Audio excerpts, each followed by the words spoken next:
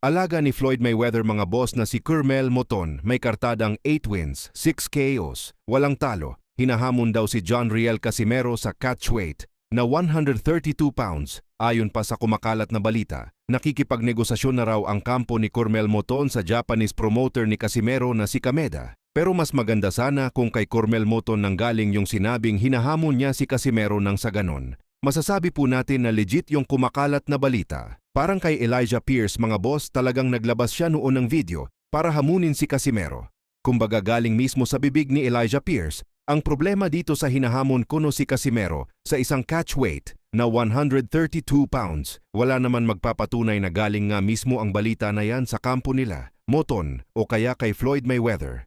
Pero nakita natin ang unang nagpost ng balita na yan ay isa sa mga kritiko ni Casimero. Kaya para sa akin mahirap po yan paniwalaan. Samantala, Joe Louis Taduran, may matinding birada kay Wonderboy Martin. Ito ang kanyang sinabi mga boss. #RealTalk. Pareho 10 taon na sa professional boxing. #Taduran. Tahimik lang, may 4 na talo, pero 6 na taon ng world champion. #Martin.